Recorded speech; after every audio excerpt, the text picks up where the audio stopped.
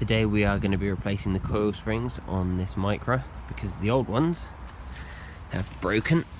You can see from the old one here, it was an MOT fail. You can see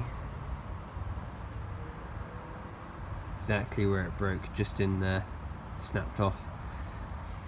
On both sides, sadly for the owner, so we're going to be doing both sides today. I've already done this side here, and I'm going to show you the same process on doing it on this side here.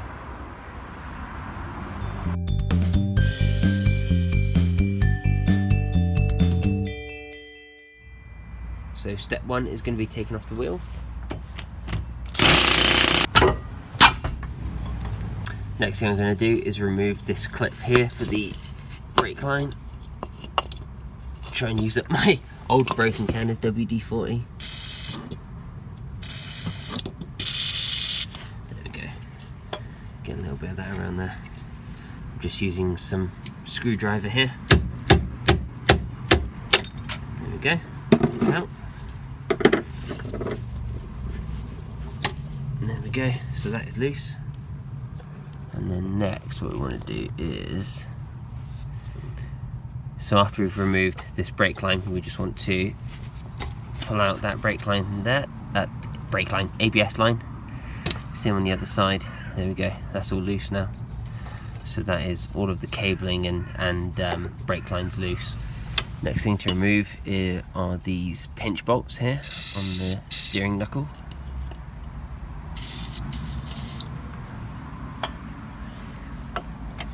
Just going to break these loose first, and then there we go. That's one broken loose. That's two broken loose. And we'll just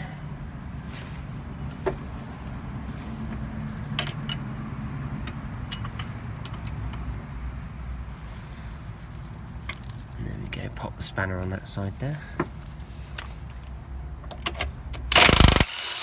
and then you just want to tap these out. If they get stuck like that, pop the spanner on the inside and then hit the spanner with the hammer. It's kind of a struggle for me to do because the camera's in the way, but yeah, that's both bolts out. Just so you don't lose anything, definitely put these bolts back together, put them with the wheel bolts or whatever else you've got out, and then you'll be able to find them again. So this is the anti-roll bar link, and I think that if you're going to struggle with anything, it's probably going to be this.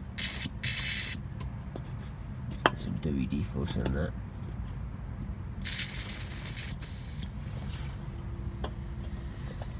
Okay. Give these threads a little clean before we try and break the thing loose. Then I always try it with my impact first, and if my impact won't do it, then I just finish it off by hand.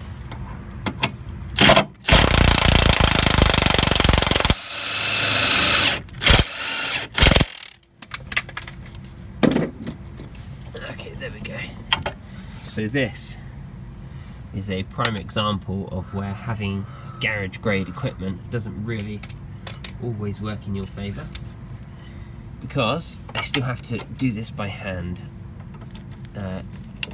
just like you will at home. Just make sure you get this really in there tight. Get that in there good and tight. Quite a lot of rust and dust in these, so if you don't get it well seated, it will never come out. Okay.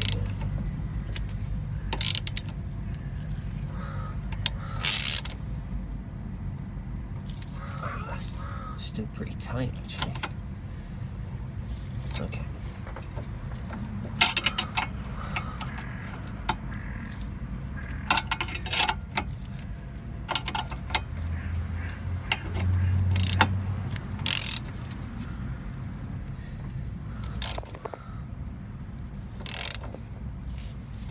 Got to be so careful with these.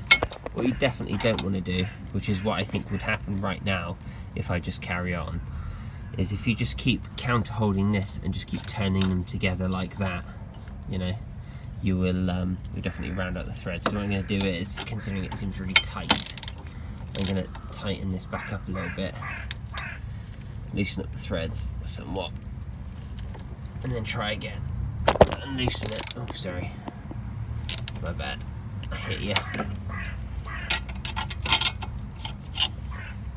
So if yours is as rounded out as mine is here, if you can't get anything in there, just gently get some grips on the end, try and put as much pressure on the back as you can.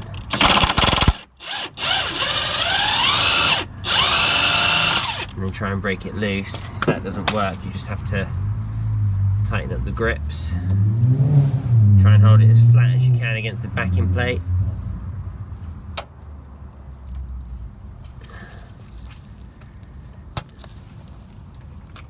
And give that a squeeze.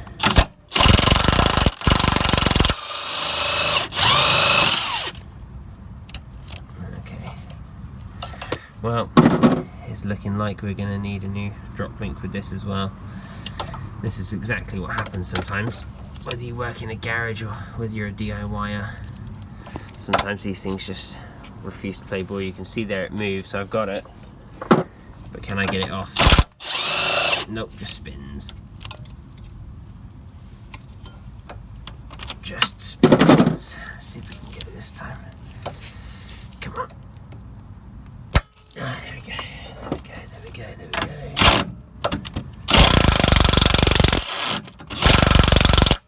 Nope, it's not going to happen. Okay, sometimes this does happen. They just will not come off, which is kind of a shame because the other side came off really easily. So there isn't really much else to do other than either cut it off or try something more aggressive. If you do have a problem with the upper section, just remove the lower one. Makes life a lot easier, and then just leave it connected. And now I'm just going to remove the top bolts of the strut.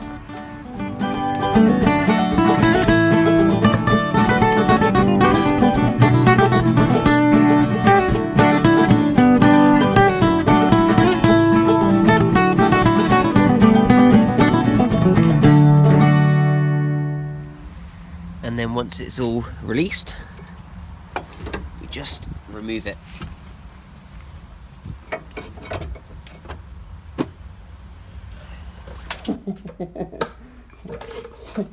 For your entertainment pleasure.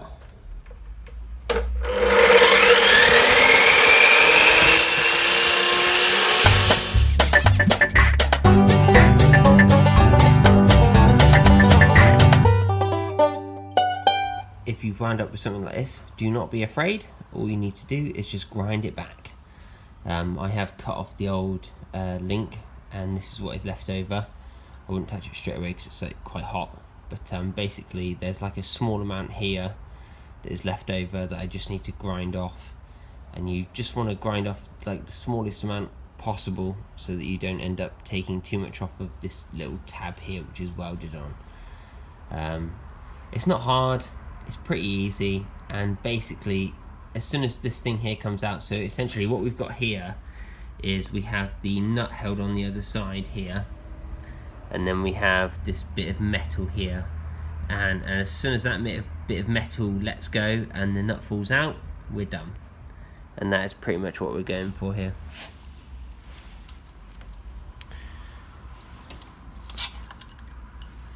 There we go. So that is essentially the old anti-roll bar link nut which held on the old strut, which is just here, which we're going to have to little prime and paint again before we put on the new one. But essentially at least we're done now with this link, and we can just buy a new one and fit it straight to this.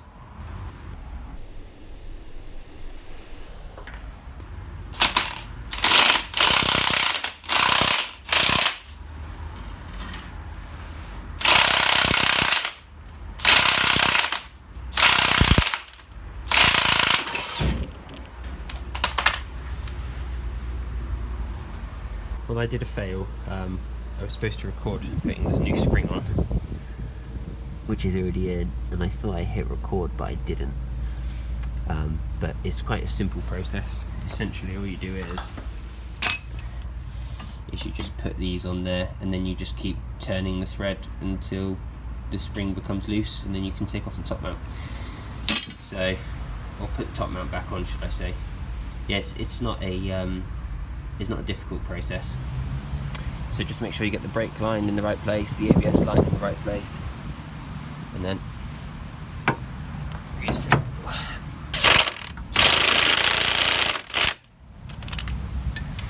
Now I'm just going to put on our nice shiny new drop link.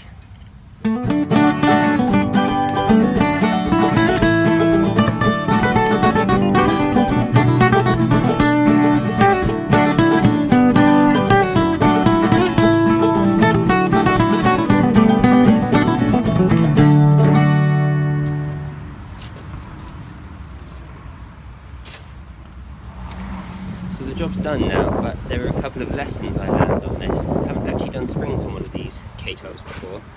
On this side here you have to take off the cowl to get to the rear 13mm on top of the strap tower.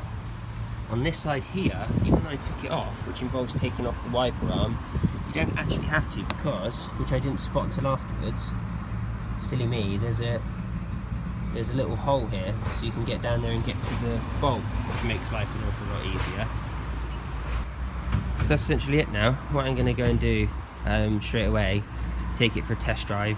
If everything feels okay, I'll drop it off for an alignment, and then I'll take it back in for its MOT retest. On these cars, these springs are actually pretty easy to replace. This is not too bad, but I would always recommend doing both sides. I've done both sides. I would never just do one side, because it puts the height of the vehicle out. I don't know, it just wouldn't be very nice to drive. Well, thank you very much for watching, and for once, even though the sky is very, very grey, I managed to work, and it didn't rain on me, so that was a win. It actually did rain on me yesterday. I had to wait for that new drop link to come today. So, yeah, all sorted now, and all done. If you give it a shot yourself, let me know how you get on.